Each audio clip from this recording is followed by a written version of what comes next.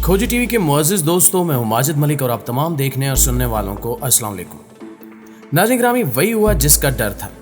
Imported हुकूमत के ऊट पटांग फैसलों की कीमत पाकिस्तान को चुकाना पड़ रही है। एक तरफ अफगान हुकूमत पाकिस्तान से नाराज है और अब दूसरी जानिब कालादम टीटीपी ने भी पर पुर्जे निकालना शुरू कर दिए हैं। कालादम टीटीपी ने पाकिस्तान के साथ किया जाने वाला जंगबंदी का मुआहदा यकतरफा तौर पर खत्म कर दिया है। जब से अफगानिस्तान में अशरफ गनी एंड कंपनी का धड़न तख्ता हुआ और तालिबान ने काबुल का कंट्रोल संभाला, तब से ही पाकिस्तान के लिए काफी पुरसकून माहौल था। एक तरफ वतन अजीज में दहशतगर्दी में काफी हद तक कमी हुई, क्योंकि अफगान तालिबान ने कालादम टीटीपी को नकेल डाल रखी थी, जबकि माजी में अशरफ गनी और अमरुल्लाह साले वगैरह खुल्लम खुल्ला दहशतगर्दों की न सिर्फ पुष्ट पनाही करते थे, बल्कि राह की हिदायत पर इन्हें महफूज पनागाहें भी फराहम करते थे, जिसका नतीजा ये था कि दहशतगर्द और इनके सहूलतकार पाकिस्तान में वारदातें करने के बाद सरहद पार करके अफगानिस्तान फरार हो जाते थे, जहां इन्हें मुकम्मल रियासती प्रोटोकॉल के साथ सेफ हाउसेज में रखा जाता था। लेकिन जब तालिबान बरसे इक्तिदार आए तो पाकिस्तान की जानिब से सरहद पार दहशतगर्दी का मामला उठाया गया और अफगान तालिबान ने मुकम्मल यकीन दहानी कराई कि अफगान सरजमीन ना सिर्फ पाकिस्तान बल्कि किसी भी हमसाए मुल्क के खिलाफ दहशतगर्दी के लिए इस्तेमाल नहीं होगी। शुरू में कुछ हमले अफगान सरजमीन से किए गए, लेकिन पाकिस्तान की जानिब से शटअप कॉल और घर में घुसकर मारने की पॉलिसी के बाद भारतीय इशारे पर नाम नेहाद जिहाद करने वाले अमन दुश्मनों को इनकी औकात का अंदाजा हो गया। और फिर जब काबुल से सपोर्ट मिलना बंद हुई तो पाकिस्तान में काफी हद तक बेअमनी का भी खात्मा हो गया। लेकिन रजीम चेंज ऑपरेशन के नतीजे में जब से वतन अजीज पर यह मरासला हुकूमत मुसल्लत हुई है, इसके बेवकूफाना और अहमकाना फैसलों का खमियाजा पाकिस्तान को भुगतना पड़ रहा है। पहले तो इन्होंने साबिक डीजी ISI और core commander Peshawar general Faiz Hamid को खामखा निशाने पर लिए रखा।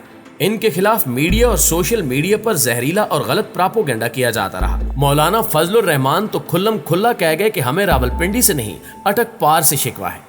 PDM के शिकवों शिकायतों और रोने धोने के नतीजे में कोर कमांडर पेशावर को मुद्दत पूरी होने से पहले ही चेंज कर दिया गया।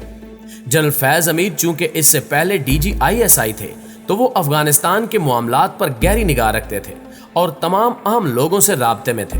यही वजह थी कि पाकिस्तान की जानिब से अफगानिस्तान में कालादम तहरीके तालिबान पाकिस्तान के साथ जो मुज़ाकरात किए जा रहे थे, उनमें भी पाकिस्तानी उलमा के साथ जनरल फैज हमीद पेश थे।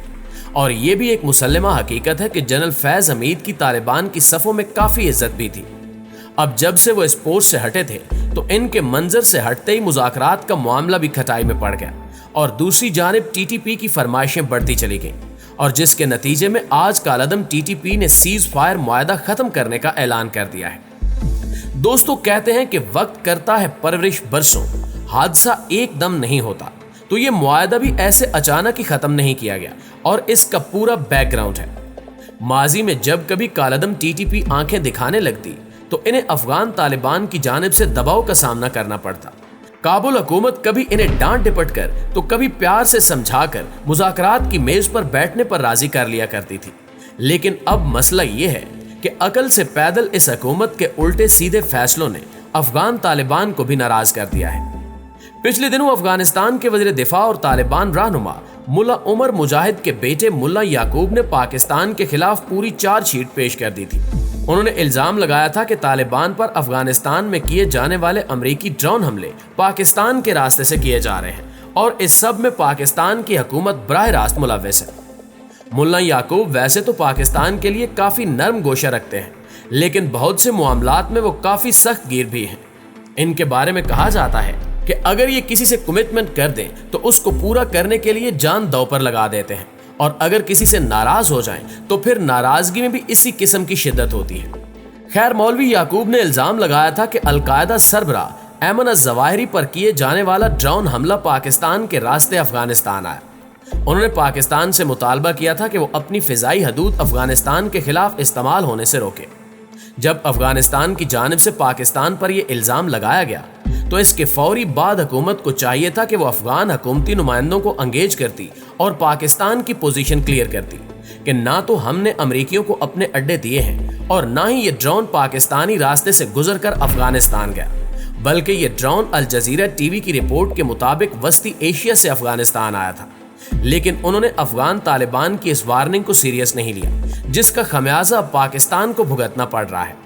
ایمن الظواہری پر حملے کے بعد یہ افواہیں گردش کر رہی تھیں کہ ڈرون پاکستان کے راستے فائر کیا گیا ہے، لیکن افواج پاکستان اور دفتر خارجہ نے اس کی تردید کر دی تھی۔ ناظرین گرامی، خبر یہ ہے کہ کالعدم تحریک طالبان پاکستان نے حکومت کے ساتھ مذاکرات میں پیش رفت نہ ہونے پر سیز فائر ختم کرنے کا اعلان کر دیا ہے۔ ترجمان تحریک طالبان پاکستان محمد خراسانی کی طرف سے جاری کیے گئے بیان میں کہا گیا ہے کہ پاکستان کی طرف سے بامقصد مذاکرات نہ ہونے پر سیز فائر کا معاہدہ ختم کیا جا رہا ہے۔ ٹی ٹی پی کی جانب سے حکومت سے مطالبہ کیا گیا تھا کہ وہ فوری طور پر ان کے گرفتار کیے گئے قیدیوں کو رہا کریں، قبائلی اضلاع میں فوجی آپریشن بند کریں، لیکن اس پر فیصلہ سازوں کی جانب سے ٹی ٹی پی پر واضح کر دیا گیا تھا کہ جن لوگوں پر سنگین الزامات ہیں انہیں ہرگز چھوڑا نہیں جائے گا، اور نہ ہی فوجی آپریشن ختم کر کے ان مٹھی بھر شر پسندوں کو دوبارہ سر اٹھانے کی اجازت دی جائے گی۔ ٹی ٹی پی ترجمان نے الزام لگایا کہ ان کے کچھ قیدی رہا کیے گئے مگر انہیں دوبارہ سے گرفتار کر لیا گیا ہے، جو کہ معاہدے کی خلاف ورزی ہے۔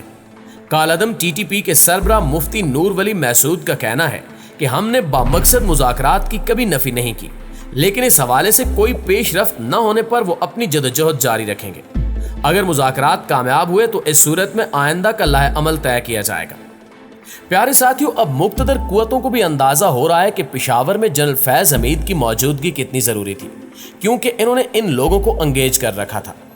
اب وقت آ گیا ہے کہ ریاست کے کرتا دھرتا صورتحال کو سنبھالیں اور تمام معاملات اپنے کنٹرول میں لے لیں، ورنہ چوروں کا یہ ٹولہ پاکستان تک کو بیچ ڈالے گا۔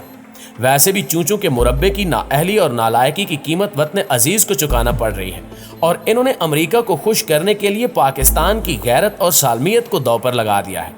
اگر معاملات ایسے ہی چلتے رہے تو پاکستان کو کسی بڑے حادثے یا سانے سے دوچار ہونا پڑ سکتا ہے۔ آخر میں دعا ہے کہ اللہ پاکستان کی حفاظت فرمائے اور ہم سب کا حامی و ناصر ہو، آمین ثم آمین۔ جی تو معزز دوستو، یہ تھی ہماری آج کی ویڈیو کے حوالے سے اگر آپ اپنی رائے دینا چاہیں تو کمنٹ سیکشن میں ہمارے ساتھ شیئر کر سکتے ہیں۔ انشاءاللہ آپ سے ملاقات ہوتی ہے اگلی ویڈیو میں، تب تک اپنا اور اپنے پیاروں کا ڈھیر سارا خیال رکھیے گا۔ اللہ نگہبان۔